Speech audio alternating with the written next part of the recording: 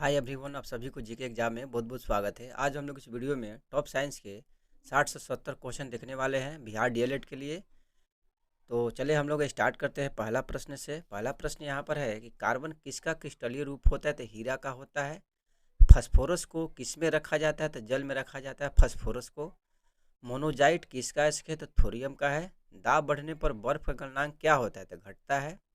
वैदाब मापी में पारे के स्तंभ को धीरे धीरे गिरना किसका सूचक होता है? वर्षा की संभावना का। ठीक है, देखिए वैदाब मापी जो होता है, मापी में स्तंभ जो पारा का जो स्तंभ होता है धीरे धीरे अगर गिरेगा तो वर्षा की संभावना होगा। वही अगर एकाएक गिर जाएगा, अचानक गिर जाएगा ज़्यादा, तो क्या होगा? आंधी आने की संभावना बढ़ जाती है। ठीक है, मतलब वो इंगित करता है कि अगर तेजी से गिरेगा तो आंधी तूफान आने की संभावना रहती है। अगर धीरे धीरे गिरेगा तो वर्षा की संभावना रहती है। अगर धीरे धीरे उठेगा तो मौसम साफ रहेगा। यहाँ से 3 क्वेश्चन एग्जाम में मतलब हेर फेर करके एग्जाम में पूछ लिए जाते हैं, तो आप लोग इसे याद रखिएगा। ठीक है, तो चलिए देखते हैं अगला क्वेश्चन। अगला क्वेश्चन है यहाँ पर कि चंद्रमा पर गुरुत्वीय त्वरण का मान पृथ्वी के मान का कितना होता है? तो 1/6 होता है। ठीक है, नेक्स्ट है कि जी का मान कहाँ पर कम होता है? तो विषुवत रेखा पर जी का मान सबसे ज़्यादा कम होता है।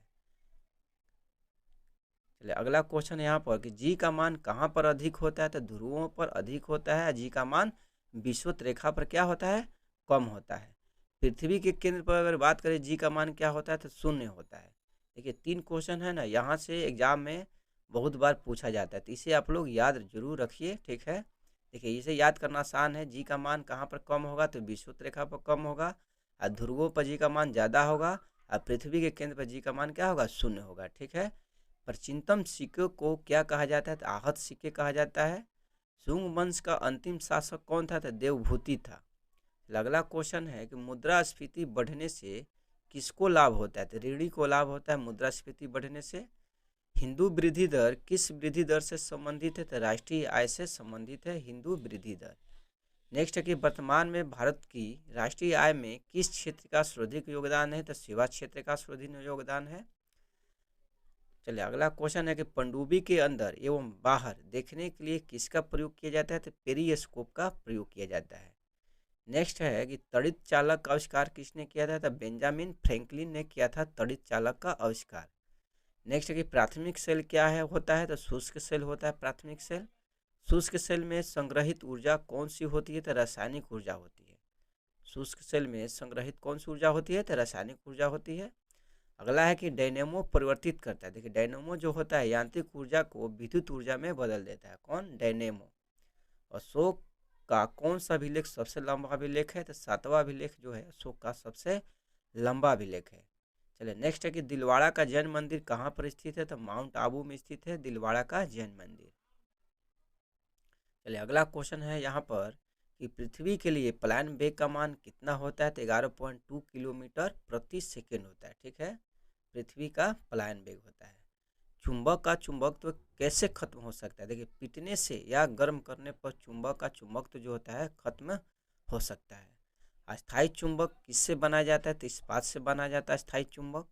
और नेक्स्ट है कि एक कार बैटरी में प्रयुक्त विद्युत अपघटय होता है, कौन सा होता है? सल्फ्यूरिक अम्ल होता है। नेक्स्ट है लेड यानी सीसा संचायक बैटरी में प्रयुक्त अम्ल कौन सा होता है? तो सल्फ्यूरिक अम्ल ही होता है। गिलेना किसका अयस्क होता है? तो सीसा का अयस्क होता है गिलेना। बहुत बार पूछा जाता है, वेरी वेरी इंपॉर्टेंट है। अगला है यहाँ पर कि रेड क्रॉस के संस्थापक कौन है? तो J.H. ड्यूरोंट है। ठीक है, J.H. ड्यूरोंट है। रामचरितमानस किस सम्राट के शासन काल में लिखा गया था? तो अकबर के शासन काल में लिखा गया था रामचरितमानस। नेक्स्ट है कि सोडा वाटर बनाने के लिए कौन सी गैस प्रयोग किया जाता है? तो CO2 गैस प्रयोग किया जाता है। किसमें ध्वनि का वेग सर्वाधिक होता है? तो इस्पात में सर्वाधिक होता है ध्वनि का वेग। चलिए नेक्स्ट है यहाँ पर अगला क्वेश्चन कि पित्त किस में पाया जाता है? तो पित्ताशय में पाया जाता है पित्त। मनुष्य का रक्तचाप कितना होता है? देखिए 120/80 होता है, वेरी वेरी इंपॉर्टेंट है। ठीक है, मनुष्य का रक्तचाप 120/80 होता है। कपास किससे प्राप्त किया जाता है? तो बीज से प्राप्त किया जाता है कपास। जड़त्व का नियम किसने दिया था? तो गैलीलियो ने दिया था जड़त्व का नियम। तापमान जिस पर गैस का आयतन शून्य हो जाता है उसे क्या कहा जाता है? तो उसे परम शून्य ताप कहा जाता है। ठीक है, तापमान जिस पर गैस का आयतन शून्य हो जाता है उसे क्या कहा जाता है? तो परम शून्य ताप कहा जाता है। चलिए अगला क्वेश्चन है कि रेडियम की खोज किसने किए थे? तो मैडम क्यूरी ने। नहरों का निर्माण करने वाला प्रथम शासक कौन था? तो गियासुद्दीन तुगलक था। चलिए नेक्स्ट क्वेश्चन है कि किस मुगल शासक का राज्याभिषेक 2 बार किया गया था? तो औरंगजेब का। अकबर ने इबादत खाना की स्थापना कहाँ पर की थी? तो फतेहपुर सीकरी में। दिल्ली का अंतिम हिंदू नवाब की अगर बात करें कौन था? तो हेमू था। संविधान सभा की पहली बैठक कब किया गया था? तो 9 दिसंबर 1946 को किया गया था संविधान सभा की पहली बैठक। चलिए अगला क्वेश्चन है यहाँ पर कि अजातशत्रु किस वंश का शासक था? तो हर्यक वंश का। लावा से कौन सी मिट्टी प्राप्त की जाती है? तो रेगुर मिट्टी। ठीक है। पृथ्वी अपने अक्ष पर कितना डिग्री झुकी हुई है? तो 23 यानी 23.5 डिग्री। ठीक है। पृथ्वी अपने अक्ष पर कितनी डिग्री झुकी हुई है? तो 23.5 डिग्री। पौधे किसके कारण हरे होते हैं? क्लोरोफिल के कारण हरे होते हैं। देखिए रेगुर मिट्टी जो है ना, इसे काली मिट्टी भी कहा जाता है। और काली मिट्टी जो होता है कपास के लिए सबसे सर्वोत्तम होता है।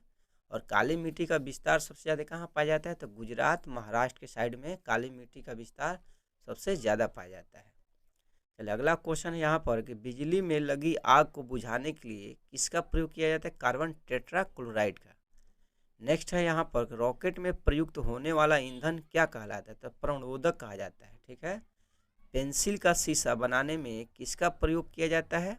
तो ग्रेफाइट का प्रयोग किया जाता है पेंसिल का शीशा बनाने में। जो लिखा जाता है जो नीचे होता है ना, उसी को मतलब कहा जाता है, ग्रेफाइट का इस्तेमाल किया जाता है। क्षारीय घोल का पीएच मान 7 से अधिक होता है। 7 से अधिक होगा तो क्षारीय घोल का पीएच मान होगा, यानी 7 से ज़्यादा होगा तो क्षारीय, 7 से कम होगा तो अम्लीय, बराबर रहेगा तो क्या हो जाएगा? उदासीन हो जाएगा। ठीक है। तो वही करेगा। क्षारीय घोल का पीएच मान क्या होता है? 7 से अधिक होता है। चलिए नेक्स्ट है कि वायुमंडल में सबसे अधिक मात्रा में क्या पाया जाता है? नाइट्रोजन पाया जाता है। कितना? 78% पाया जाता है। ठीक है। साइट्रिक अम्ल पाया जाता है, किस में पाया जाता है? साइट्रिक अम्ल। देखिए नींबू एवं संतरा में पाया जाता है साइट्रिक अम्ल। वेरी वेरी इंपॉर्टेंट है। चलिए अगला क्वेश्चन हम लोग देखते हैं। चलिए नेक्स्ट है यहाँ पर कि आयरन यानी लोहा पर जिंक की परत चढ़ाना क्या कहलाता है? तो गैल्वेनीकरण कहलाता है। क्या कहलाता है? गैल्वेनीकरण। प्लेटिनम सबसे कठोर धातु होता है। यूरिया में नाइट्रोजन की मात्रा पाया जाता है 47%। हीरा की रचना होता है चतुष्फलकीय। हीरा ग्रेफाइट की कहेगा तो हो जाएगा षष्ठफलकीय। ब्रोमीन जो ब्रोमीन द्रव के रूप में पाए जाने वाला एकमात्र क्या है? तो धातु है। ब्रोमीन जो है क्या है? अधातु है जो द्रव के रूप में पाया जाता है। वही अगर बात करेगा कि द्रव के रूप में पाया जाने वाला एकमात्र धातु कौन सा है? तो पारा है। देखिए यहाँ से क्वेश्चन बहुत बार पूछता है कन्फ्यूज करने के लिए, तो इसे आप लोग जरूर याद रखिए। देखिए ब्रोमीन द्रव के रूप में पाए जाने वाले एकमात्र क्या है? अधातु है। हाँ, जो पारा क्या है? द्रव के रूप में पाए जाने वाले एक मात्र धातु है। ठीक है। चलिए अगला क्वेश्चन देखते हैं। रसायन विज्ञान का जनक किसे कहा जाता है? तो रदरफोर्ड को कहा जाता है रसायन विज्ञान का जनक। और जीव विज्ञान का जनक कहा जाता है अरस्तु को कहा जाता है। और वही कहेगा कि भूगोल का जनक किसे कहा जाता है? इरेटोस्थनीज को कहा जाता है भूगोल का जनक। अम्लों का स्वाद कैसा होता है? खट्टा होता है। क्षारों का स्वाद कैसा होता है? कड़वा होता है। और दूध से क्रीम अलग करने पर उसका घनत्व क्या होता है? तो बढ़ जाता है। ठीक है। तो फ्रेंड्स आप लोगों को वीडियो अच्छा लगा तो लाइक ज़रूर करें। आप लोग लाइक नहीं करते हैं, कंजूसी करते हैं लाइक करने में। एक वीडियो बनाने में बहुत समय लगता है फ्रेंड्स, इसीलिए आप लोग लाइक करें। ठीक है। और दोस्तों में शेयर जरूर करें और चैनल को सब्सक्राइब करें। मेरे चैनल पर डे आप लोग को 2 वीडियो देखने को मिलेगा जब तक आप लोग का डीएलएड का एग्ज़ाम ख़त्म नहीं हो जाता है। तो आप लोग को ही बेनिफिट होगा चैनल को सब्सक्राइब करने में। आप लोग चैनल को जरूर सब्सक्राइब करें। तो मिलते हैं आप लोग से नेक्स्ट वीडियो में, तब तक के लिए ओके बाय बाय।